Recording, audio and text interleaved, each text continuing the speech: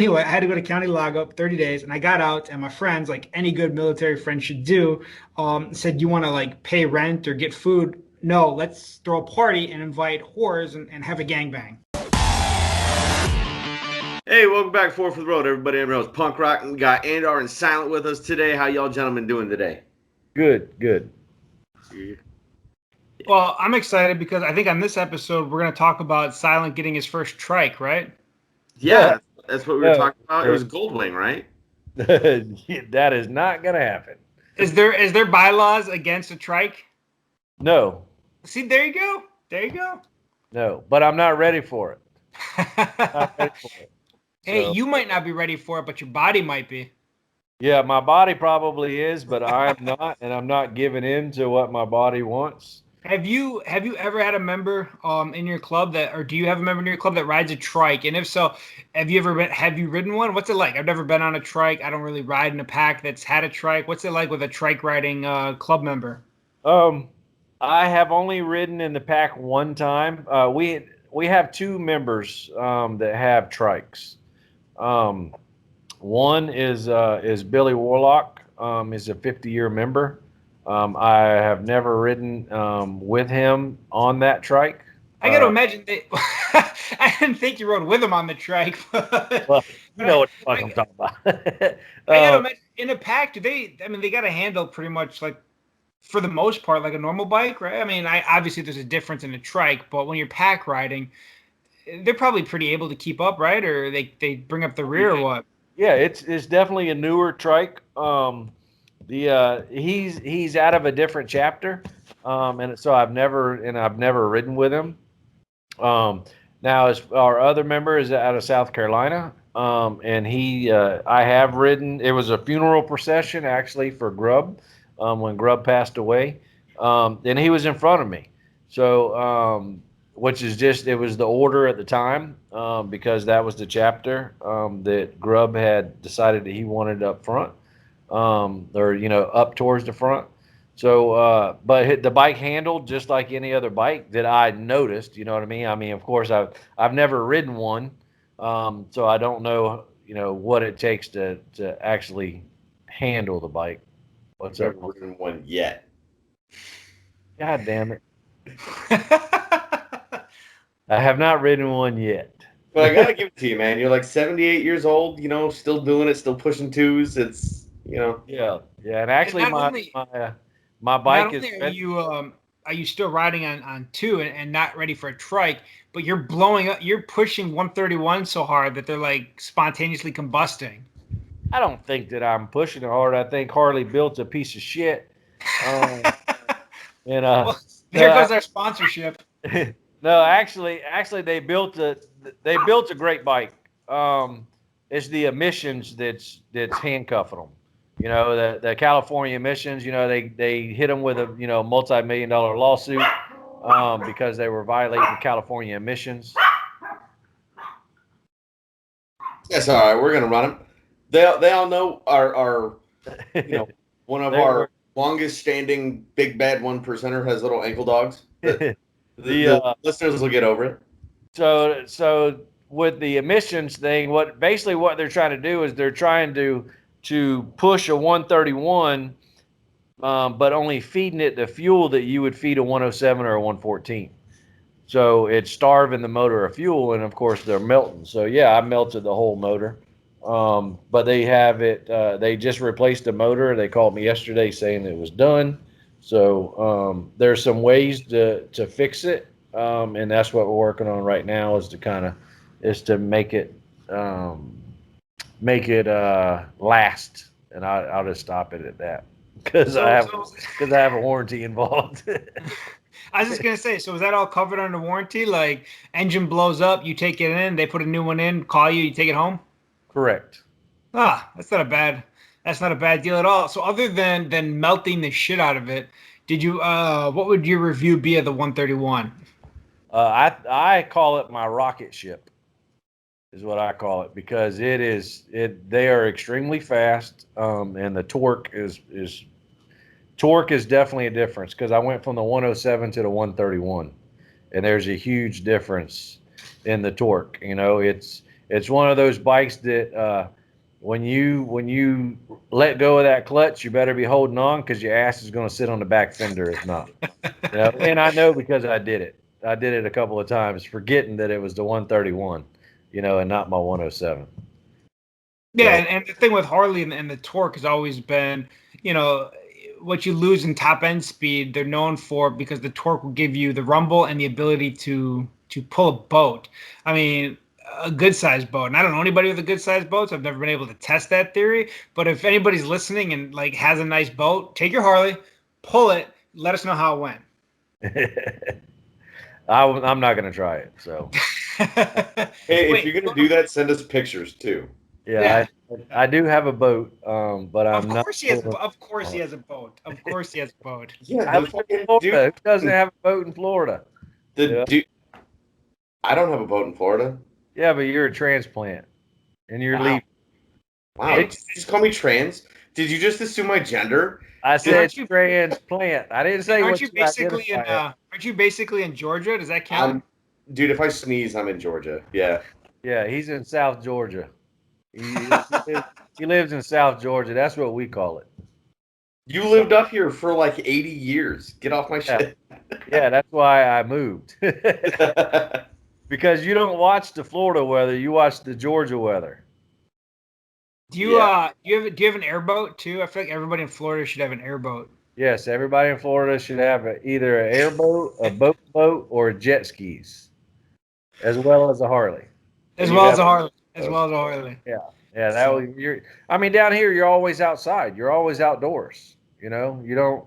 It's not like up north where we're confined to our houses for 8 months out of the year because there's fucking 13 feet of snow outside. 9 months. Yeah, 9 months out of the year. So that doesn't happen to us. Is that why every northern girl I know is either pregnant or freshly birthed a baby, like right as spring hits? Why are you following so many pregnant northern girls? Because maybe I'm worried about things. Don't worry about it. But anyway, so this is we had a break. Ken was getting worried. Everybody was in the inbox talking about when you guys going to do another episode.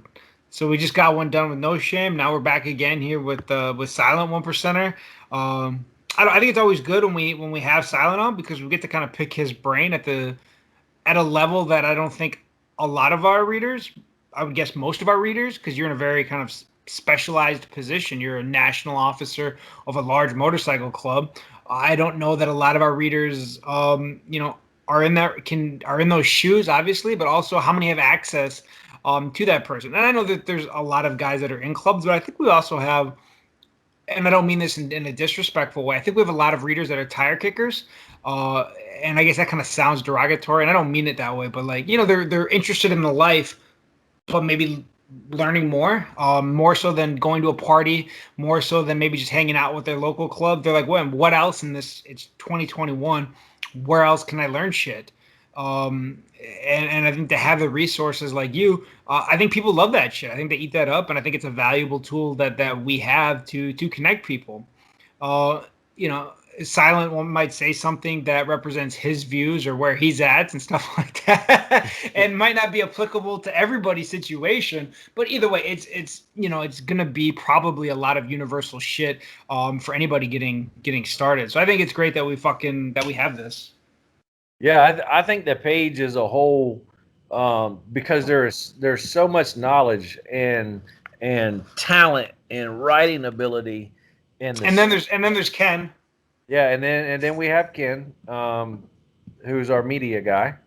He just gave me a compliment. You were trying to dig. You gave me a compliment. Yeah, I gave you a compliment. Dig, Steve. Yeah. We've talked about this in the past. We've talked about it in the past where there's so many pixels to a picture, right? So you are one of the pixels within the picture. Okay. I'm the dim one. Hey, I won't name drop on the podcast, but I was talking offline earlier to Ken about all the different we'll call them resources that he could potentially look at, draw from, or be a part of in this life, in the club world. And you know what? Ken's got some he's got some things in front of him. He's got some options laid out that, he's going to be a good fit somewhere. I think, it's better than being a fucking cast out or a leper in this community. Is that the right word? A leper? Is that the thing that fucking everybody's like scared of and shit? Yeah. All right. Anyway, so I think, he's got some good shit going on, and he's a good media guy. So we got that going for us. Well, in addition to that is, I know you've been in a club before, Ken, but that with the knowledge that you already had to begin with, and then all the knowledge that you're gaining, you can actually sit back and say, hey, I know what's going to happen. You're maybe watching a club and say, I'm interested in this, but I know the outcome because I've seen it, or I've heard about it. When you're hanging around that club, you can go up to the president, let him know you're ready to skip a whole bunch of steps because you're part of 4 for the road, and then they're going to let you do that. And then when you see the dotted I coming, you just tell him to stop. He can't do that. You're in 4 for the road, and it'll work out. Yeah. I mean, give him your address and tell him you said it was okay. If they want to come all the way to the north, give them my address. All right, Hey, it's a long, you never know. drive. Yeah, I mean, you just let them know, hey, you can do it now, even though you're in Florida. Just shoot him that text message and say, hey, go ahead and send my patches to this address. I'm ready. There's nothing that I don't know. I'm still waiting on my Warlocks patches, man. I don't know what the fuck. I don't. Yeah, you may have to eBay those, buddy. You may have to eBay those because I don't think we're going to mail them to you. Well, see, I showed up at that hotel you told me to show up at, and I stood in the yellow circle, and all I got was an ass beating. So, but I mean, I thought it was like blood in, blood out. I didn't get my patches after they finished kicking my ass. Oh boy, here we go. No, I know we've kind of gone over it before, and maybe readers or listeners, I guess, will have forgotten because we've been gone for so long. But I think one of the things that I always like picking anybody's brain on, but especially Silence, is like those initial stages of looking at a club, I guess, and becoming part of a club, whatever you want to say. Because I think, for myself back when I was starting out, I think about what it was like. And I think, like I said, for a lot of our readers, maybe they're not connected to a club right now, but they're very much interested in doing things the right way. And so I think, and obviously any of the guys on the page could speak to this, but I think the level that we have with Silence is just something that's good for listeners, and if not, they can go fuck themselves. No, I'm kidding. But I think one of the things, like, you kind of start off as that friend of the club, and I mean, especially like here, like, I don't want to say that we're like a closed off society, like in a bad way, but I think we're very much becoming a friend of the club. Unless you kind of already know somebody that's going to bring you around, it can be an intimidating task. I don't want to say difficult, but it can be intimidating because you kind of got to go out there to people that are probably going to initially be standoffish of you for a good long while. Is that a fair assessment? No, it's a very fair assessment. That like any club, you learn so much over time about the process of how things work. If I was talking to a stranger, that said he is interested in the club or in club life, first thing I would do is I would tell him Google. I know it may sound crazy, but I think knowing as much information as you can initially is beneficial to you. The media is not always accurate. There's always 3 sides to every story, as we all know. But at least get some sort of education on the subject that you're interested in, being the club. But it's very hard for a guy off the street that's not a friend or family, because clubs have been burned so many times, being infiltrated by the feds. The feds really are the gang that has caused has made it so hard to get into a club, because, and it's not that it's illegal activity or whatever, that people want to say, clubs are gangs and blah, blah, blah. But you have to protect yourself. It's like we'll say, a business, for example, you go through orientation, you do sexual harassment, you do fucking safety, you do OSHA, you do all these courses, and it's not realistically, it's not for you, it's to protect the company. Well, too, and I think, like you said, MCs are not choir boys always, but if you think that if somebody on the outside thinks the story doesn't exist of a club bringing in an outsider that they thought was a good person or whatever, that turns out later to be a cop, and he brings charges because you were at a clubhouse or at a party and you decided to smoke a little weed, and they think that hasn't happened, that very much has happened. And I don't care what your personal opinion is. For an outsider, I don't care what your personal opinion is on drugs or drug use. If that's what somebody wants to do in the privacy of their home, their clubhouse, their safe place, whatever, then do that. And I don't want to think that if I'm going to partake in that, you might be bringing a cop around. It's not that I'm trying to orchestrate hits.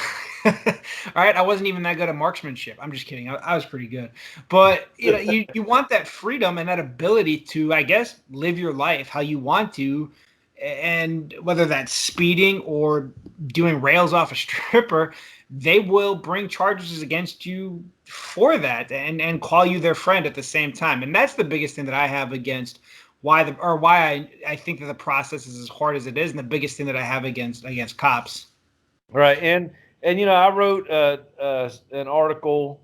What was it, last week? I think it was, and I still hope that a lot of people go back and read it and they understand why the process is so, or should be, as stringent to join a club, is because you spend an ungodly amount of hours with that club, and the way I worded it in there, I think, was if I'm going to die, or when I die, there's a very, very big chance that I'm going to die with either my brothers or a probate, on the road. And I would like to know that the person that I die with is somebody that I trusted, somebody that I knew, somebody that I can trust with my family, my kids, the whole situation, versus this guy that wants a fucking diamond, he has it in his heart, but he don't have it on his chest. So he's going to do what it takes to get it on his fucking chest. I don't want that. I want somebody that I could truly fucking trust. And it even goes to what you're saying, Andar, is if I'm at the clubhouse, I want to be with those that I can trust. I don't want to have to look over my shoulder. I don't drink. I don't do any drugs. So it's not that I'm scared of any of that. Somebody possibly seeing me smoking a joint. But there may be brothers that do.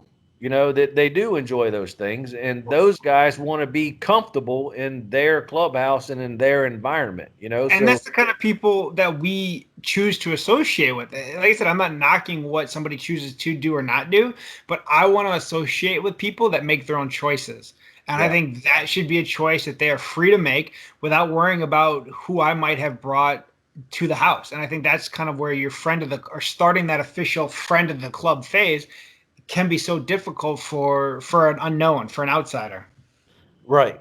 And it is difficult for those reasons. It's about trust, and an outsider hasn't built that trust. You have to earn it. It takes time. You're not gonna, well, you shouldn't be. I'm not gonna say you're not gonna, because different clubs operate differently. I can only speak for my nation.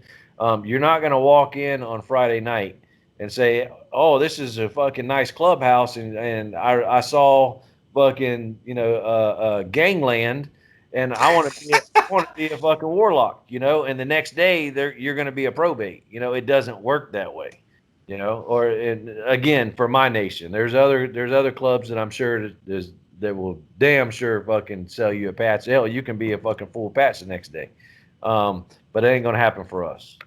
So yeah, with the ease of, you mentioned like looking stuff up just for a reference point online and things like that. Also with that, a lot of clubs post what I call like insignificant stuff. Like, a club might not post a national run or something like that. But if they're gonna have like an open house where maybe they don't know, or an outside party where they know they can't control the crowd and stuff like that, and they post about it, which is probably more common now with Facebook and Instagram. If you are somebody that's unknown to that club, and you see that flyer and you want to attend that event, like what are some things that you can do to make a good impression, I guess? Oh man, that's difficult. I applaud him for having the balls. I think there's a lot of people that wouldn't have the balls to just pull up to a flyer party. And I think if you're a legit dude and you're like, fuck it, what's the worst thing they're gonna do? Beat the shit out of me. And you go in there and you can introduce yourself. I think that shows, for me, I would say that shows something. You can also see, club guys at a bar and be a fucking douchebag. But yeah, if you're gonna kind of go into the lion's den, so to speak, I guess, whatever, and try to introduce yourself, I give him credit for that. Yeah, it's a scenario that I've never faced. I've never had anybody off the street just show up for a party.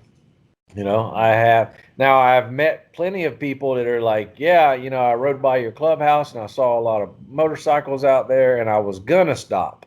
Sure. That's always the conversation. I was gonna stop.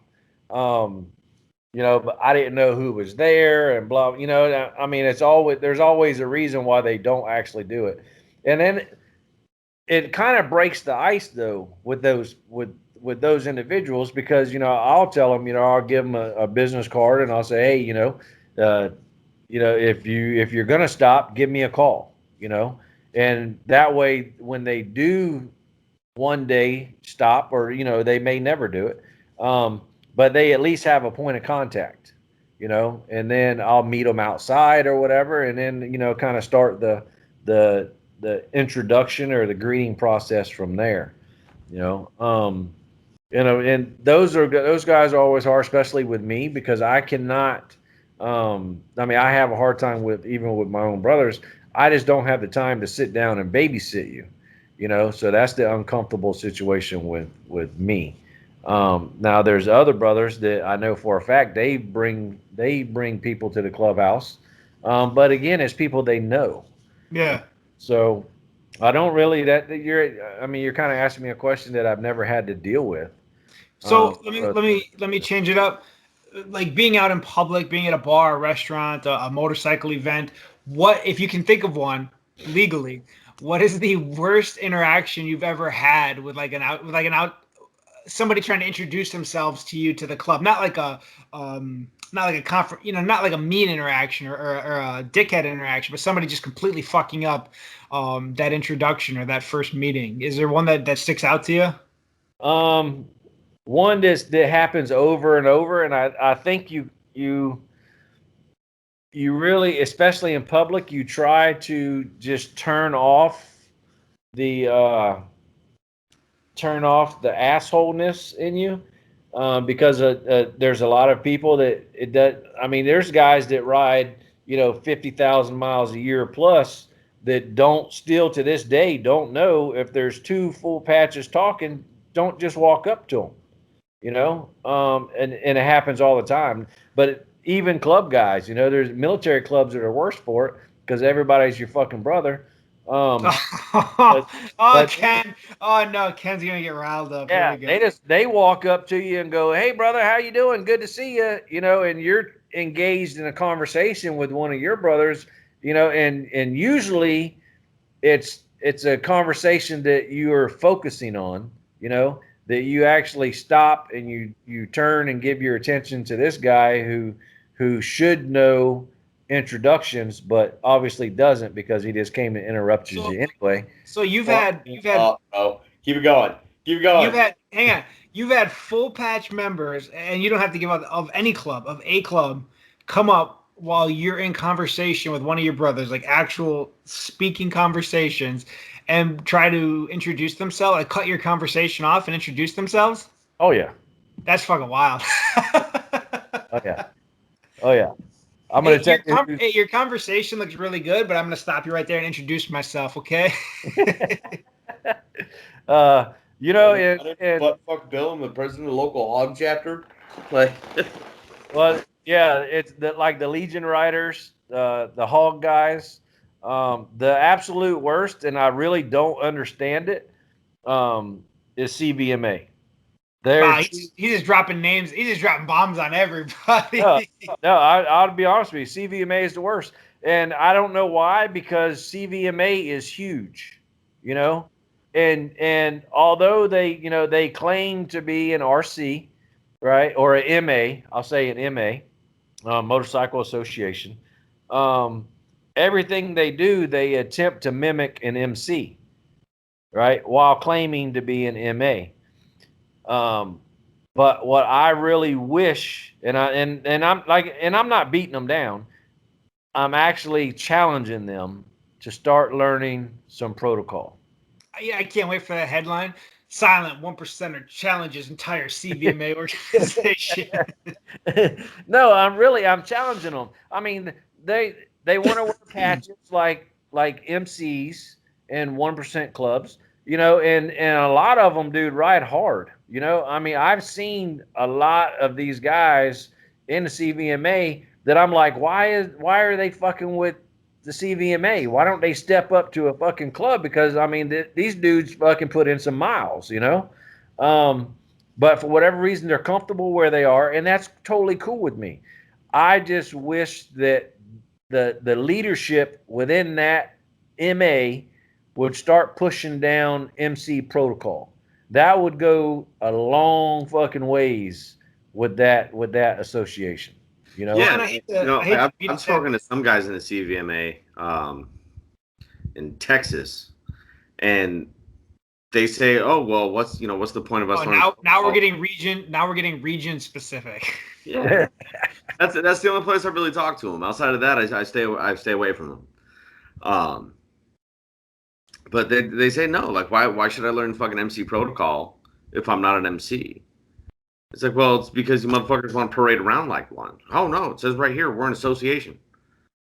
And I just kind of left the conversation after that. It was just I don't want to beat a dead horse. I know we talked about them last time too with No Shame, but No Shame, I will say, had a really great point that they probably are one of the largest motorcycle related organizations outside of Hog. And with that, I think like Silence said, you're going to have some dudes that are 100% stand up righteous dudes, and they do. And then you're going to have some turd burglars. And like with any organization, no matter how big or small, we're only going to focus on the guy that's stealing turds out of a butthole. We're never going to focus on the righteous dudes. And I'm sorry that we're guilty of it too. I know I am. Like, it's just the way of the world. Like, one dude can fuck it up for your entire organization. And I think that's what Silent preaches a lot, is that you represent an entire organization, not yourself. And so your weakest link represents your entire organization. Yes. Yeah, it does. But you're absolutely right. It is. I'm not bashing on CVMA, because, like I said, they have some fucking hard charging dudes. They have some guys that are always on their fucking bike. And it shows. It shows in the way they act. It shows in the hell. You can look at their patches, and be like, yeah, that's a fucker that rides. I mean, we all know that. That bright shiny fucking patch versus the dingy patch, it usually gets dingy for a reason, but you can tell in their mannerisms, you can tell in the way they act, the way they talk. Those are the guys that I challenge to teach these other guys some protocol. They're not an MC, but they are playing in the MC sandbox, so at least know the MC rules is what I guess that's my point. When you're at that conference or whatever, you do whatever kind of bullshit that you do, you know what I mean? But when you are in an event and you want to walk up to guys that are wearing diamonds or 3-piece patches, understand their rules, not because your rules really don't matter at that point, because like Ken's saying, hey, I'm an MA, so it doesn't apply. Well, that's because you're not on that level. But if you want to step up to that level and have conversations with people on that level, understand their rules. Does that make sense? Yeah, absolutely. And I think it kind of brings us back to what we're talking about with friends of the clubs and hangarounds and stuff like that. That can be a way for them to learn as a, I guess, friend, to become a friend of the club from something like an association, or I know Ken mentioned an RC and stuff like that. What are some, when you're going from like a friend of the club to like a hang around, an official hang around, what are some of the things you're looking for from that guy, from that person? Did he freeze or is he mean mugging us? I think he died. I don't. All froze. There you go. He's back. You're back. Oh, he's gonna blame us. He's gonna blame us. He's gonna say we froze. I'm not gonna take that out. I'm leaving that in. But it was weird, man. Like you were just sitting here like this. You weren't moving, right? Like obviously the fucking computer froze, but you were just stuck like this. I was like, oh my god, did his fucking heart stop? What the fuck happened? Dad's dead. No, it's storming down here, so I may have got a little Wi-Fi glitch. So what was your question again? So like you said, like those guys that are looking to step up and stuff like that. Let's say they become a friend of the club. You know them a little bit. What are some things you're looking at before someone becomes like an official hang around for the club? What are some things you want to see from them? Well, I think I'm kind of different. I think the hang around phase is what they're looking for from us, not the opposite. Yeah, I agree with that on the hang, but they still have to be you still have to be invited to become that official hang around. Like, what are you looking for to know they're ready for that invite? I basically go off of conversations. How long have they been? I word it as in a supporter. You go from a supporter to a hang around to a probate. How long have they been supporting? Has it been a week? Has it been a year? Has it been 2 years? What do they really know? Do they really see how active the club life is? If you come to the clubhouse, every 2 or 3 months, I don't think you're getting a true view of how chaotic your life is about to become when you become a hang around. You need to be there regularly, every weekend, or during the week, whenever things are happening, I think you need to be there.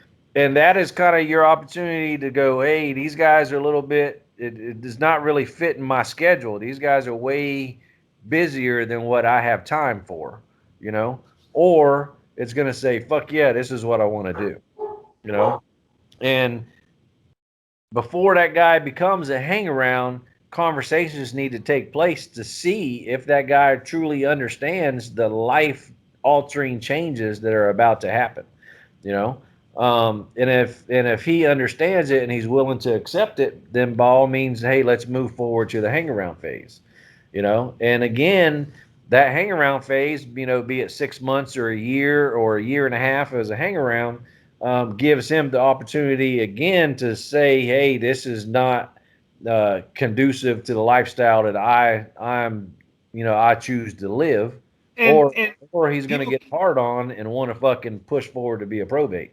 And people can always disagree with me, but I've always kind of been adamant that the hang around phase is really the only phase. Because it's obviously not membership and it's certainly not probating. That is really for you, the individual, to decide if the club is free. And I'm not trying to like make it like, you should walk in there like an asshole. But if ever there was a point where the club is auditioning for you, it's in the hang around phase. This is your time to maybe see a little bit, as much as you can, behind the curtain a little bit, to get a sense of the pace, to get a sense of what the brothers are like when they're running on a run, tired, partying, a little bit more than you would see as a friend of the club or as a supporter.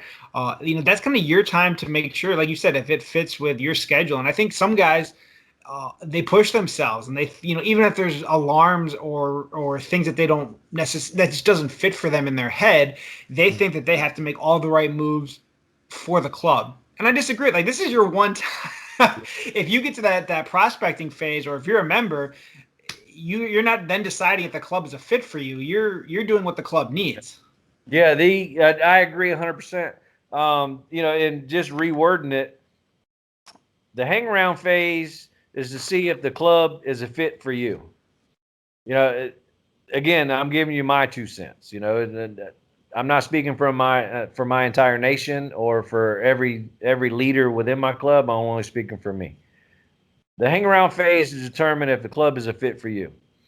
The probate phase, it determines if you're a fit for the club. If that makes sense. Yeah. And the only way, like you said, is a hang around. As a family, friend, supporter, you're not obligated to really do anything, to go to events and this and that. And really, as a hang around, you're not really obligated either, but it's highly suggested because, like you said, that's when that hang around gets to see how other chapters move, other parties, gets to meet people, and say, hey, I think I'm a good fit for this, or I'm not a good fit for this, because again, when you become a probate, you're about to get your ass kicked, and all that sitting back and talking and getting to know people and all that shit, that stops. Now you're taking the trash out, you're standing on guard duty, you're washing bikes, you're doing whatever the fuck you're told to do, and all that happiness is gone. Now you're in hell for a little while. So yeah, the hang around phase is an extremely important phase, and again, the club at that point is allowing him to determine if the club's a good fit for him. So yeah, I think, like I said, I think some guys, they put pressure on themselves, like they're still auditioning for the club, and obviously you don't want to ruin your reputation, you don't want to be a fucking asshole, anything, you don't want to do anything that'll get you run off. But I think guys need to know that it's okay to be like, hey, it wasn't a fit for me, or like you said, I absolutely love this shit. My 6 months are up. Can I I'm ready to probate. Let's do this. Exactly. And I tell them, I tell hang-arounds that don't be surprised if you are asked to do something. You may be asked to take the garbage out, or to set up a fucking table or whatever. Move some chairs around. Take some beer to, from one bar to the next bar, or whatever. You may be asked to do those things, but the primary function of a hang around is to know or get to meet people and shake people's hands and, just kind of sit back and observe things. But you're right. There are those guys that they want to jump in and they want to be a hang around and attempt to do probate duties. And those guys just need to kind of sit back a little bit and enjoy the hang around phase, because the probate phase, when it comes, and those days of being able to sit back and hear stories or, get to know people are gone at that point. You had the opportunity and you didn't take advantage of it. So, now stand out there in the fucking rain. And I think, obviously, yes, probating is escalated times 1,000, but from the hang around phase, depending on like you said, some of the things that you're doing and building those relationships, that can help your probating time. You're already familiar to the members. Maybe you're still going to get a hard time because that's just kind of part of it. But, I think guys are more concerned with how you're doing when they know you. So can they sneak you a break? Can they, get you water? I think guys are just more apt to take a little bit more interest in you when they've already known you, and now they see you making that next step and that next effort, versus maybe a guy that's never met you and just wants to test you all night to see what you're what you're about. Right. And I'm that way even now. I show up to a clubhouse and 99.9% of the time, unless I get off my bike and I have a mission that I'm instantly dealing with, I usually go and shake hands and talk to every probate before I walk into that clubhouse. Some guys frown upon that because, they say, you should, address the boss first and your brothers first and this and that. But, I kind of look at it as far as I'm going to have all night to do that. But I like to talk to the probates for the simple fact that I may not get the opportunity to do it again, that night anyway, because, there's always business to be dealt with, and there's always, conversations that you don't have in front of probates, and stuff like that. So I like to talk to those guys first, and I do that. Hey, have you eaten yet? Do you got anything to drink? That type of stuff. And I think too, like, from my own experience, probating and doing hang around duties and stuff like that, like, you remember those full patches that take a minute, even just like, we think of it maybe in the civilian world or whatever as very insignificant, but when you're dealing with men that have earned where you want to be or what you want, when you hold those men in high esteem. If you're doing a club for the right reasons, you're going to look at those men that have earned the patch, and you're going to put them in a very high regard. So when they come just to check and see if you've eaten or to say hi to you when they don't have to, you remember that. And I think that keeps you going. That gives you kind of perspective or scope on why you want to be a part of that club. And I think, it can motivate you in the downtimes, and it can create a good experience. Some people say that the best experience they had was they loved being a prospect and they had these good times. Well, I think part of that comes from the people that they met that didn't treat them like garbage for no reason. You get treated like garbage a lot, and you remember that when you become a patch. Like, I'm gonna find that motherfucker. I'm putting the money on the bar when I find that guy. Right. And so I think, especially at your level, to see a national officer take the time to go around and shake everyone's hand at a party, I think it speaks volumes. Well, most clubs have requirements. You got to be a man. You got to be a man, and that's actually one of our. I'm not going to go through our bylaws, but it's in our bylaws. You got to be a man. And you can't go up to that. I won't say ignore them even. You can't treat probates like a bitch. If you treat a man like a bitch, you get a bitch. If you treat a man like a man, you get a man. If that makes sense. Absolutely. And I'm not going all gangland on it, but if a probate is on guard duty, I want him to like me. Okay. If the shit hits the fan, I want that probate to be like, you know what? I really like that guy. I'm going to help him out. I'm going to pull really good security because that guy's inside. All right. I don't want him to be like, fuck these guys. Well, it's funny you bring that up because all clubs do it. Every fucking club there is puts probates on guard duty. Yeah. So essentially, you're putting the safety and security of that entire chapter or whoever is at that location. You're putting all the security on guys that have not earned the patch yet. So yeah. And then you've got like one full patch running around who's in charge of those guys and going to the different stations to check on them. But exactly. You're not gonna change their diaper and burp them, but at the same time unnecessarily being a dickhead to them for no reason when they're entrusted with your security. Yeah, and I call it, and I think I've referred to it before. It's called stop the child abuse. That's what I call it. Stop the child abuse. Because you were treated this way as a probate doesn't mean you need to treat your probates that way. And I say your probates, I mean your nation's probates. Because you had one guy that was a royal fucking dickhead every time he saw you, doesn't mean that you need to be a royal dickhead every time you see a probate. It doesn't make it right. You treat the guy like a man if you expect a man when he puts that bird on his back. And then just to back up what you're saying too, it may be you and that newly patched in member to get into a situation, and are you the dickhead or are you the guy that said, hey, do you need something to drink? Because that very well may determine how he reacts to the situation that you're in. Yeah. I mean, like I said, I don't want, if we get into a scuffle or we get into an accident, and all of a sudden I treated that guy like shit, maybe he's not that quick to run over and check on my down motorcycle. Yeah. So yeah, I definitely think, like you said, you're gonna know when to treat a person like a man or when they need some sort of discipline or whatever the case may be. Education. Yeah. Yeah. Yeah. We, in the military, we call it wall-to-wall counseling. Yeah. Because your platoon sergeant picked you up and threw you into one wall, and then he grabbed you and threw you into the other wall.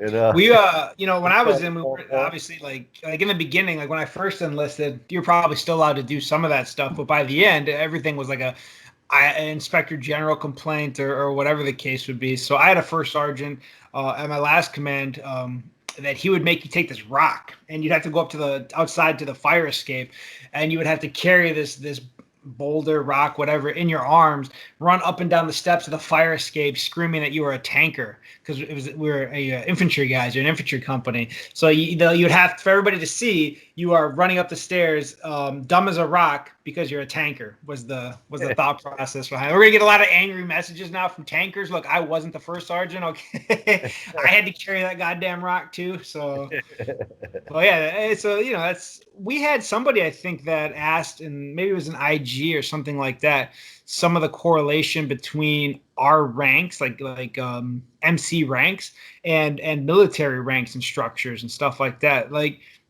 I've always thought of like the actual titles as more from like kind of a throwback to like what did I call it, like fraternal orders and things like that, stuff that kind of predates motorcycles and heavy military influence and stuff like that. You had a lot of fraternal orders that had like these different positions that we see in clubs today. But I think a lot of our discipline and how we structure our conduct comes from the military. Would you say that's accurate or off base, or what would your thoughts be on that? No, I'd say that's pretty accurate. Yeah.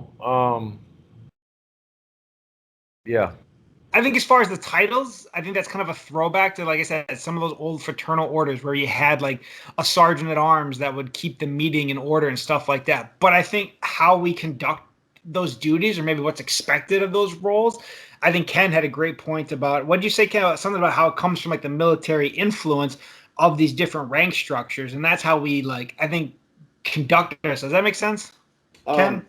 Yeah, you're talking about the guy in the Instagram inbox, right? That's what I just fucking said. I'm just playing.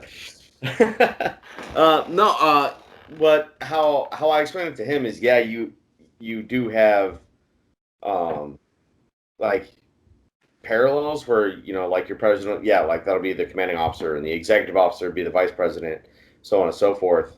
And you have that triangle, but once you fill out all the spots on the triangle of all your members, you flip that triangle upside down, and that's the level of importance, right? Because it's the president's job to make sure that, the club's running properly and that it's doing right by its members, and so on and so forth. Yeah, I think it's a hodgepodge of different things that actually make up the MC world. The rules. I mean, you got Robert's Rules of Order. At different different forms, different rules of society. I think over the years we've adopted it in order to make the MC world better. A more organized. I don't know, organized way of life, I guess. I mean, I don't really know the wording that I'm looking for, but yeah, that makes sense though. Well, I mean, yeah, you have to adjust to anything, right? Because nothing's the same today as it was, in the 40s and the 30s. And I think that's kind of like one of the biggest issues I take with some of those people that read other pages and then comment how the MC world has gone to shit.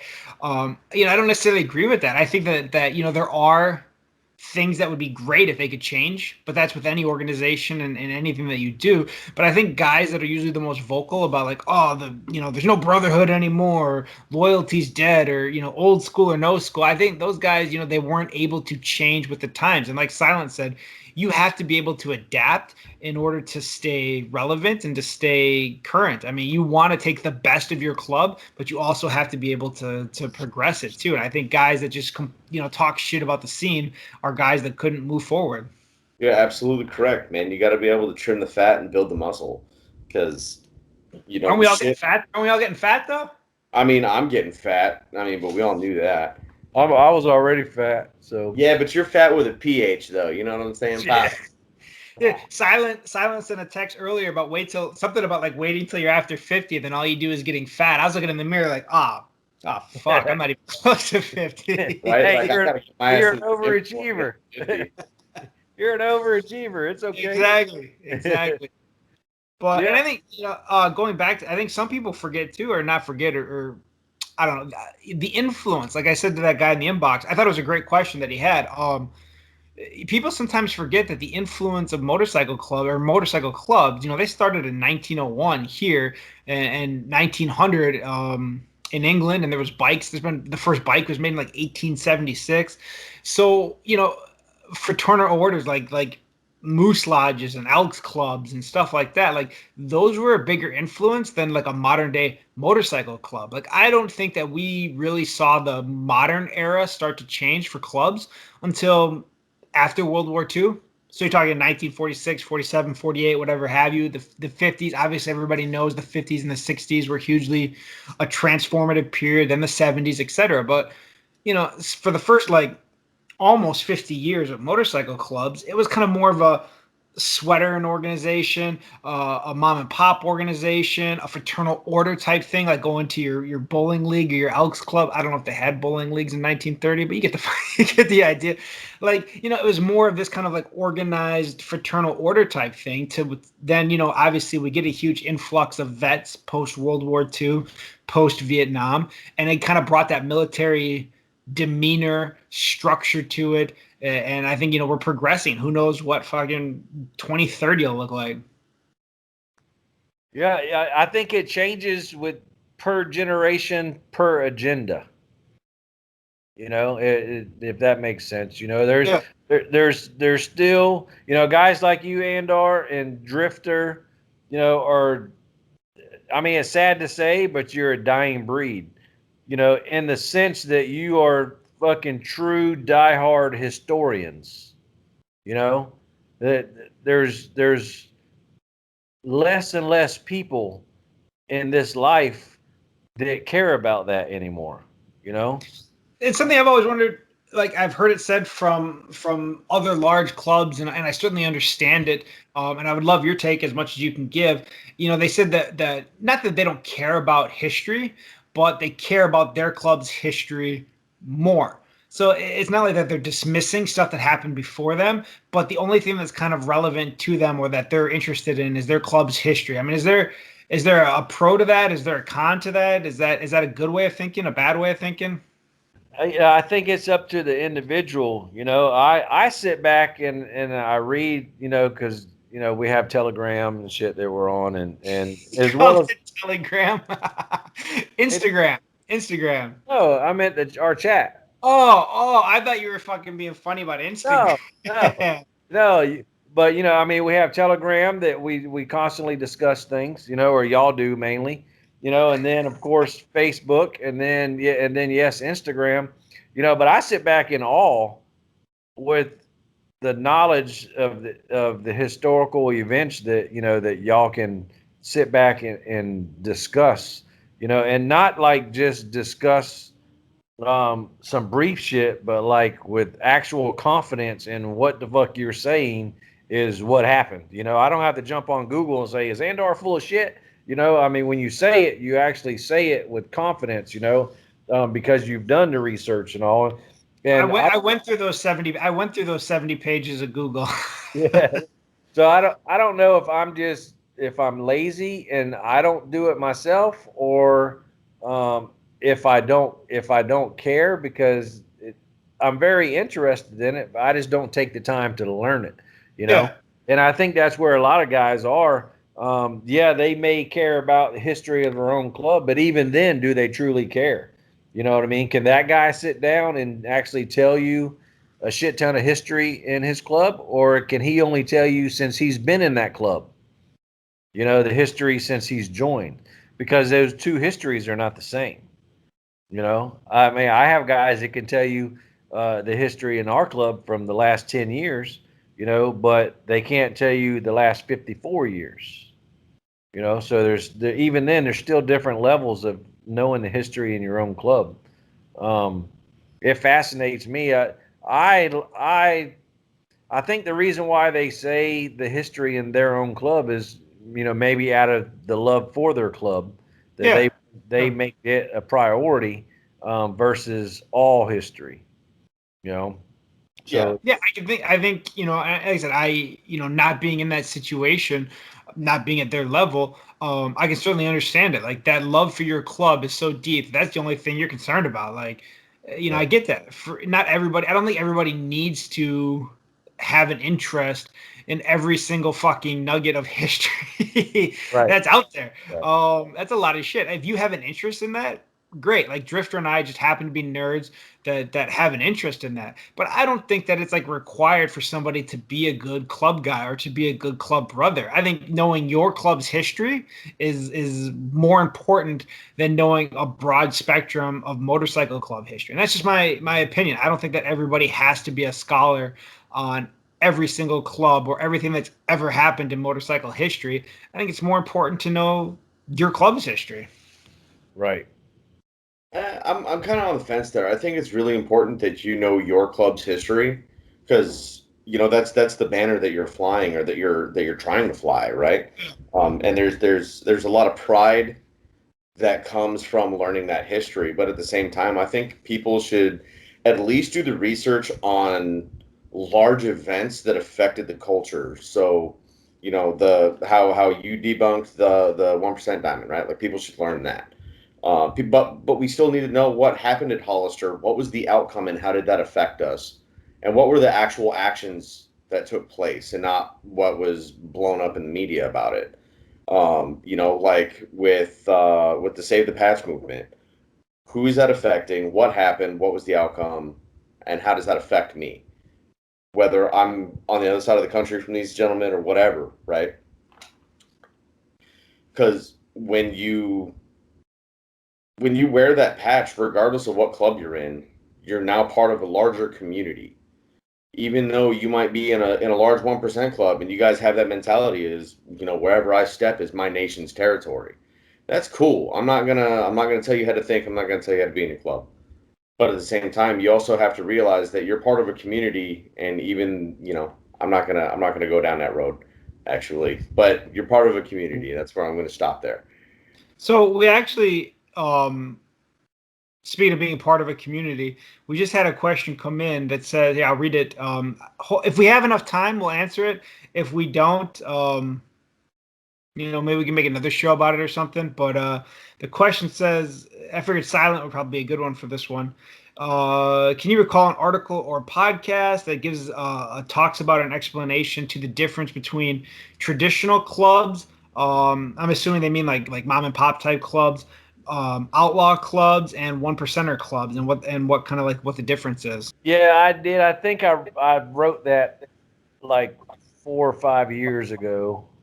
I think I did. Well, actually, I know I wrote a piece on it that I broke down like each patch. You know, 1-piece patch, 2-piece patch, 3-piece patch, up to 5-piece patch. Some clubs wear. So, what do you think is like the biggest differences between like a regular club and, you know, what is an outlaw club? I guess, is there a difference between an outlaw club and a 1% club for this guy's question? Usually the difference is your outlaw clubs for the most part, and I'm not saying all clubs, because it definitely doesn't apply to all outlaw clubs. But the majority of your outlaw clubs are 1% support clubs. On a historical aspect too, not that I don't think that he was asking for the historical aspect of it, probably more of the modern times aspect of it. But I think traditionally an outlaw club was simply somebody that didn't pay AMA dues.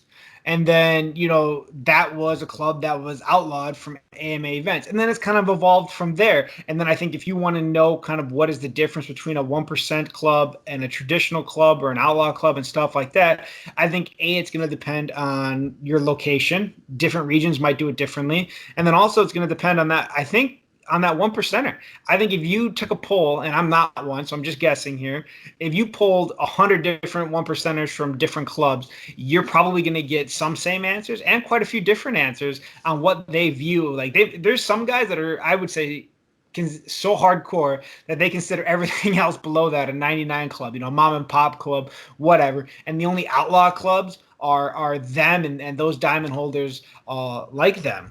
But historically, it was, you had the AMA, you had clubs that belonged to that, you had people that rebelled from that or refused to be a part of it that were then outlaw clubs. And then from that, you get kind of your different patch setups and your 3 pieces. And I know Silence said, now we're going up to 5 pieces and things like that. But that's kind of a historical quick overview of it. And it's obviously going to be a little bit different in its considerations today, because then there's clubs that are non-AMA affiliated that would say, well, then by that standard, we're an outlaw club.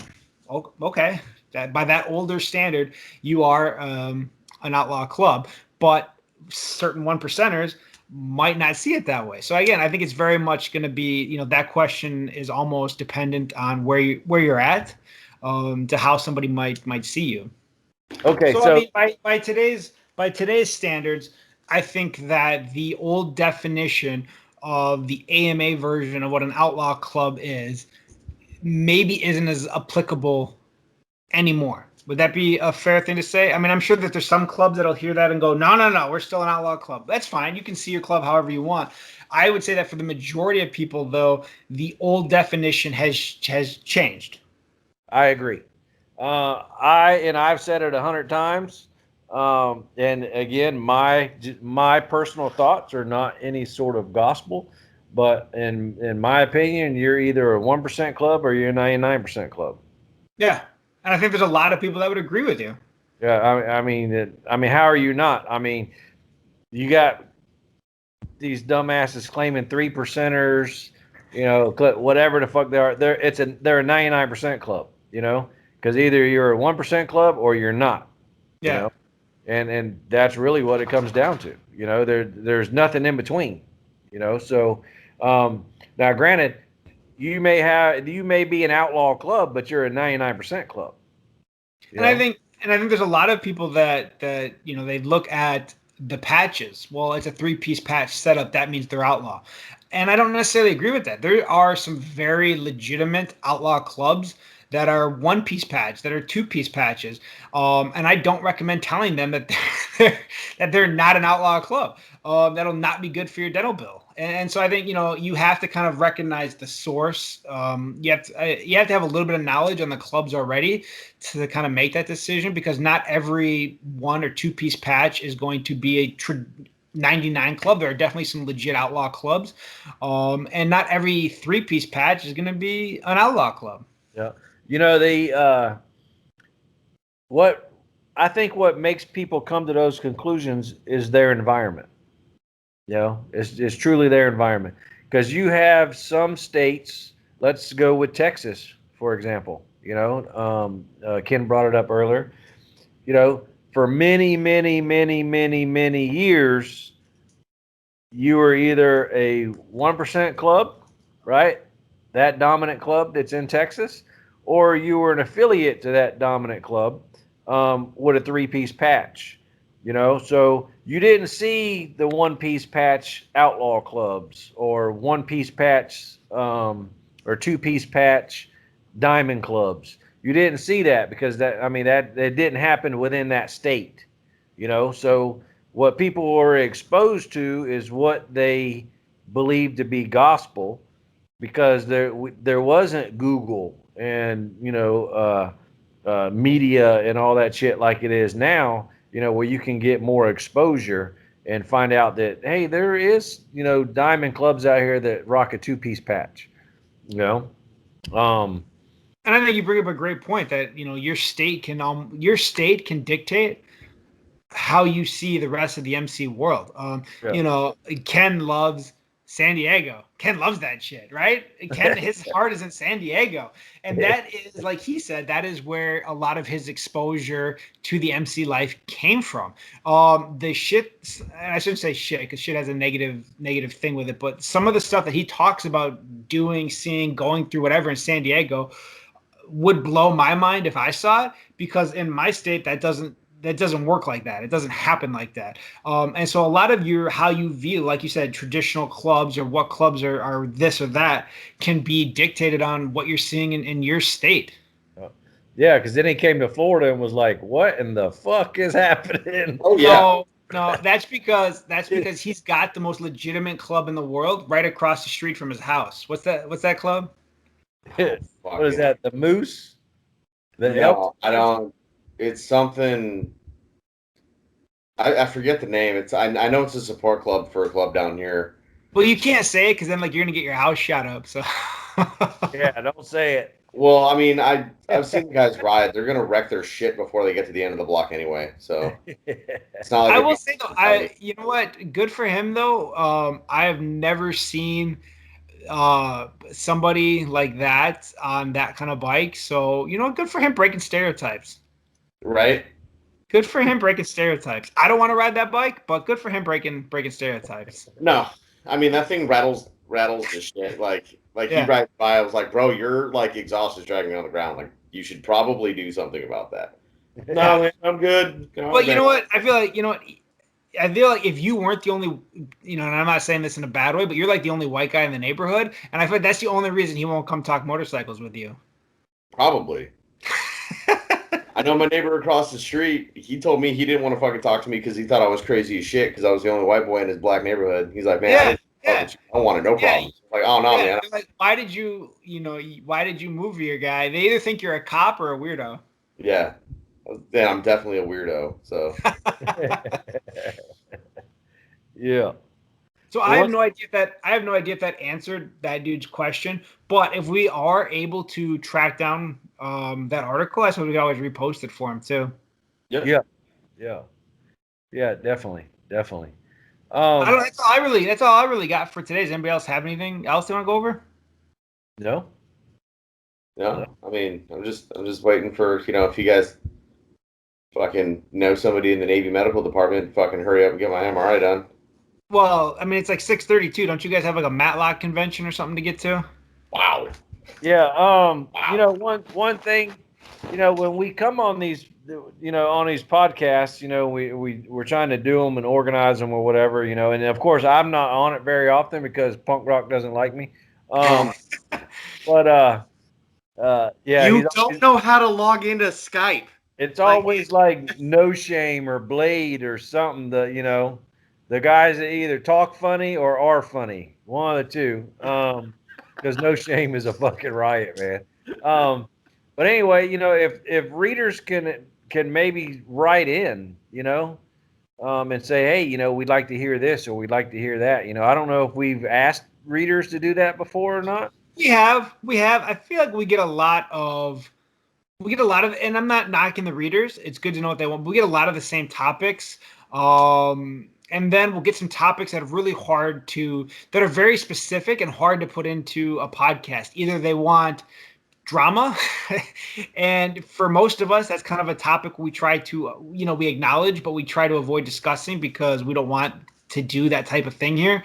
Or they have a very scenario specific question, which is like, okay, so at 6 p.m. in 1972, this is what happened, and you're like, God, I don't know how to fucking answer that. Yeah, it's like the dude's dead. Maybe just fucking let it go at this point. You're like, no, I want to fight his kids, but or they have a very, they'll be from a large, or not even like a large club, but they'll be from maybe a known club, and they'll have a complaint about how they got done dirty by that club, and then they'll want to talk about it in a podcast form. And I was like, everybody's going to know what we're like. I don't even know how to sanitize that to make it not sound like that club.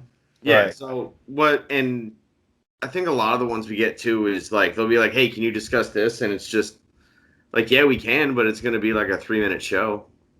Yeah. Like, how come how come everybody's fucking mad at me for walking into this clubhouse? All I'm doing is fucking walking in there with my gloves and my sunglasses on, and I don't know why nobody will talk to me. It's like, well, I think a lot of the questions are beginner type episode stuff that I think we do a good job of covering. So maybe that's why we don't get as much different stuff. You know, guys want to, like I said, I think we get a lot of tire kickers, and I said not in a bad way, but just dudes seeing like what they can learn. And so I think reiterating the basics, I think is helpful for them. I think giving them, you know, especially like you talking about, you know, hey man, probating is gonna suck, but here's the benefit that you get after that. I think, you know, they eat that up. I think that's good stuff for people to hear and to learn and to know. So I think we do a good job of covering a lot of that stuff. Yeah. Yeah. And I mean, it wouldn't hurt to, you know, because I've watched our follower count kind of go up pretty significantly recently. It wouldn't be a bad idea to kind of rehash that stuff too. You know? Well, every time we have Silent on, though, we lose the Legion Riders, we lose the CVMA. I think we're losing. I don't know if we're gaining Texas after this episode or losing it. I mean, he was very complimentary of Texas. I mean, sounds like a lot of compliments at Texas. So hopefully we get more Texas. I don't know. Yeah, Texas. I wasn't bashing the CVMA. I just want to make that point clear. No, he was just challenged him. Challenged them. I mean, you know, CVMA is all military. You know, they're all military. So, I mean, you had to learn FMs and TMs. You know, all your manuals in the military environment. Well, now you're in the motorcycle environment. You know, I'm challenging you to learn the rules here. That's all I'm doing. Because I think that goes for anybody. Like, you know, I'm not. You know, yes, Silent is the person that we have access to. We have other 1%ers on the page that give their opinions too. But for a lot of people, if you want to be at that 1% level, here's you know some things to work on. Like here's this national officer challenging you to learn more, to expand your knowledge base, to think about how you're doing things. And so I think, you know, that's something that's going to benefit anybody, whether they're in an association or an RC or they're a free agent or an independent or whatever. So I think that's good shit. But I think, you know, maybe we can try for the next one, seeing if there's different questions out there and stuff like that. But like I said, I think we do a lot of, every episode we're bashing the military. So we got that going for us. You know, I think that you know, because it's not for the guys that want to necessarily go to the 1% world. You know, it's not the guys that want to go to the Outlaw Club world. It's just for those guys that want to live in this life and have positive interactions. Yes, is really what it's about. Because we're going to see each other at Sturgis or Myrtle Beach or Bike Week, you know, or if anything happens in Wisconsin. You know, but ice fishing. You're at bike events because motorcycles is what you have in common. It may not be the same patch. It may not, you know, it may be a MA or a MC or a RC or a MM or whatever, you know, but you have motorcycles in common, so you're going to see each other. So at least be cognizant and knowledgeable of the fucking rules to make these interactions with each other more pleasant than what they could be had you not know the fucking rules.